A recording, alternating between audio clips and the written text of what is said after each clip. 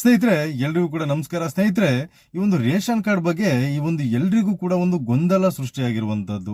ಅಂದ್ರೆ ಒಂದು ಹೊಸ ಒಂದು ರೇಷನ್ ಕಾರ್ಡ್ಗೆ ಅರ್ಜಿನ ತಗೊಳ್ತಾ ಇದ್ದಾರಾ, ಇದ್ರ ಬಗ್ಗೆ ಒಂದು ಇನ್ಫಾರ್ಮೇಶನ್ ಕೊಡಿ ಅಂತ ತುಂಬಾ ಜನರು ನನಗೆ ಕಮೆಂಟ್ ಮಾಡ್ತಾ ಇದ್ದಾರೆ.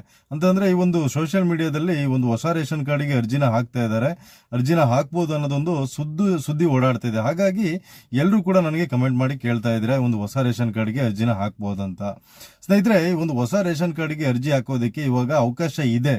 ಆದ್ರೆ ಯಾರೆಲ್ಲ ಅರ್ಜಿ ಹಾಕ್ಬೋದು ಅಂತ ನೋಡೋದಾದ್ರೆ, ಮೊದಲನೇದಾಗಿ ಯಾರೆಲ್ಲ ಈ ಒಂದು ಮೆಡಿಕಲ್ ಎಮರ್ಜೆನ್ಸಿ ಇರುತ್ತಲ್ವಾ, ಅಂದ್ರೆ ಒಂದು ಶಸ್ತ್ರಚಿಕಿತ್ಸೆ ಯಾರಿಗೆಲ್ಲ ಮಾಡಿಸ್ಬೇಕು, ಅಂದ್ರೆ ಒಂದು ಕಿಡ್ನಿ ಏನು ಆಪರೇಷನ್ ಆಗಬೇಕು ಅಥವಾ ಲಿವರ್ ಆಪರೇಷನ್ ಆಗಬೇಕು, ಈ ರೀತಿಯಾದ ಒಂದು ಶಸ್ತ್ರಚಿಕಿತ್ಸೆ ಮಾಡಿಸೋರು ಯಾರ್ಯಾರಿದ್ದೀರಾ, ಅಥವಾ ತುಂಬಾನೇ ತೀರಾ ಎಮರ್ಜೆನ್ಸಿ ಸಿಚುವೇಶನ್ ಯಾರಿದ್ದೀರಾ ಅಂತವರು ಈ ಒಂದು ಹೊಸ ರೇಷನ್ ಕಾರ್ಡ್ಗೆ ಅರ್ಜಿನ ಹಾಕ್ಬೋದು. ಅದೇ ರೀತಿಯಾಗಿ ಇದನ್ನು ಕೂಡ ನಿಮ್ಗೆ ಇದೇ ತಿಂಗಳು 31ನೇ ತಾರೀಕುವರೆಗೂ ಕೂಡ ಡೇಟ್ ನ ಕೊಟ್ಟಿದ್ದಾರೆ. ಕೊನೆ ದಿನಾಂಕ 31ನೇ ತಾರೀಕುವರೆಗೂ ಕೂಡ ಡೇಟ್ ಕೊಟ್ಟಿದ್ದಾರೆ.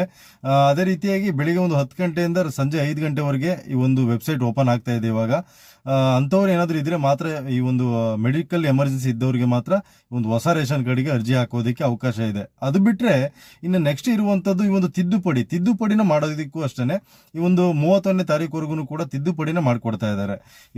ಯಾರಿಗೆಲ್ಲ ಈ ಒಂದು ತಿದ್ದುಪಡಿನ ಅಂದ್ರೆ ಹೊಸದಾಗಿ ಮದುವೆ ಆಗಿರ್ತೀರಾ ಅಂತವ್ರು ಈ ಒಂದು ಹೆಸರುಗಳನ್ನ ಸೇರಿಸಬೇಕು ಅಂತವ್ರಿಗೆ ಏನಾದ್ರು ಕೂಡ ಈ ರೀತಿಯಾದ ತಿದ್ದುಪಡಿ ಇದ್ರೆ ಮಾಡಿಸ್ಕೋಬಹುದು. ಅಥವಾ ಯಾವ್ದಾದ್ರು ಕೂಡ ಹೆಸರನ್ನ ಡಿಲೀಟ್ ಮಾಡಿಸ್ಬೇಕು, ಈ ಒಂದು ರೇಷನ್ ಕಾರ್ಡ್ ಇಂದ ಹೆಸರುಗಳನ್ನ ಡಿಲೀಟ್ ಮಾಡಿಸ್ಬೇಕಂತ ಇದ್ರೆ ಅದನ್ನು ಕೂಡ ಮಾಡಬಹುದು. ಅದೇ ರೀತಿಯಾಗಿ 2023 ಒಳಗಡೆ ಯಾರೆಲ್ಲ ಅರ್ಜಿನ ಹಾಕಿದ್ದೀರಾ ಅಂತವ್ರಿಗೆ ಯಾರಿಗೂ ಕೂಡ ರೇಷನ್ ಕಾರ್ಡ್ ಇನ್ನೂ ಕೂಡ ಬಂದಿಲ್ಲ, ಅಪ್ರೂವಲ್ ಆಗಿಲ್ಲ.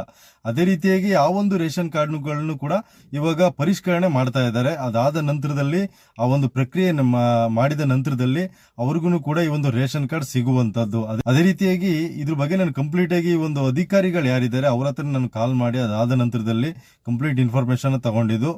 ಯಾರಿಗೆಲ್ಲ ಈ ಒಂದು ಹೊಸ ರೇಷನ್ ಕಾರ್ಡ್ ಅವಶ್ಯಕತೆ ಇದೆ ಅಂತವರು ಇನ್ನೂ ಕೂಡ ವೆಯ್ಟ್ ಮಾಡಬೇಕಾಗುತ್ತೆ. ಇನ್ನೂ ಕೂಡ ಸದ್ಯಕ್ಕೇನು ಆ ರೀತಿಯಾದ ಒಂದು ಅಪ್ಡೇಟ್ಸ್ ಬಂದಿಲ್ಲ.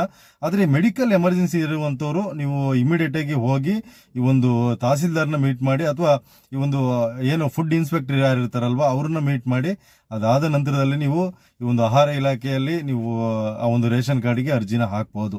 ಆ ರೀತಿಯಾದ ತುಂಬಾನೇ ತೀರಾ ಎಮರ್ಜೆನ್ಸಿ ಇದ್ದಂಥವ್ರು ಮಾತ್ರ ಈ ಒಂದು ರೇಷನ್ ಕಾರ್ಡ್ಗೆ ಅರ್ಜಿ ಹಾಕೋದಿಕ್ಕೆ ಸಾಧ್ಯ ಆಗುತ್ತೆ. ಅಂತವ್ರು ಬಿಟ್ರೆ ಇನ್ನು ಎಲ್ರಿಗೂ ಕೂಡ ಈ ಒಂದು ಹೊಸ ರೇಷನ್ ಕಾರ್ಡ್ಗೆ ಅವಕಾಶ ಇಲ್ಲ. ಯಾರು ಕೂಡ ಈ ಒಂದು ಬೇರೆ ರೀತಿಯಾದ ಒಂದು ಸುದ್ದಿಗಳನ್ನ ನೀವು ಕೂಡ ನಂಬೋದಿಕ್ಕೆ ಹೋಗಬೇಡಿ. ಸೋಷಿಯಲ್ ಮೀಡಿಯಾಗಳಲ್ಲಿ ತುಂಬಾ ಜನರು ಈ ರೀತಿಯಾದ ಒಂದು ಫೇಕ್ ನ್ಯೂಸ್ ನ ಕೊಡ್ತಾ ಇದ್ದಾರೆ. ನನಗೂ ಕೂಡ ಬಂದಿದೆ. ಅದಕ್ಕೋಸ್ಕರನೇ ನಾನು ಇದಕ್ಕೆ ಸಂಬಂಧಪಟ್ಟಂತ ಅಧಿಕಾರಿಗಳ ಹತ್ರಗೇನೆ ಫೋನ್ ಮಾಡಿ ನಂತರದಲ್ಲಿ ವಿಚಾರಿಸಿ ಅದಾದ ನಂತರದಲ್ಲಿ ನಿಮಗೆ ಹೇಳ್ತಾ ಇರೋ ಸ್ನೇಹಿತರೆ. ಅದು ಕೂಡ ನಾನಿವಾಗ ಎಲ್ಲೋ ಹೊರಗಡೆ ಇದ್ದೀನಿ, ಔಟ್ ಸೈಡ್ ಇದ್ದೀನಿ, ಆದ್ರೂ ಕೂಡ ಒಂದು ಇನ್ಫಾರ್ಮೇಶನ್ ಕೊಡಬೇಕು ಅನ್ನೋದಕ್ಕೋಸ್ಕರ ನಾನೊಂದು ಈ ಒಂದು ವಿಡಿಯೋನ ಮಾಡ್ತಾ ಇದ್ದೀನಿ. ತುಂಬಾ ಜನರು ನನಗೆ ಕಮೆಂಟ್ ಮಾಡ್ತಾ ಇದ್ರಿ ಒಂದು ರೇಷನ್ ಕಾರ್ಡ್ ಬಗ್ಗೆ ಒಂದು ಅಪ್ಡೇಟ್ ಕೊಡಿ ಅಂತ. ಈ ಸದ್ಯಕ್ಕೆ ಹೊಸ ರೇಷನ್ ಕಾರ್ಡ್ಗೆ ಯಾವುದೇ ರೀತಿಯಾದ ಅರ್ಜಿನ ತಗೊಳ್ತಾ ಇಲ್ಲ. ತಿದ್ದುಪಡಿ ಇದ್ರೆ ಮಾತ್ರ ನೀವು ತಿದ್ದುಪಡಿನ ಮಾಡ್ಕೋಬಹುದು. ಓಕೆ ಸ್ನೇಹಿತರೆ, ಈ ಒಂದು ವಿಡಿಯೋ ಇಷ್ಟ ಆಯ್ತು ಅಂತ ಅನ್ಕೊಳ್ತೀನಿ.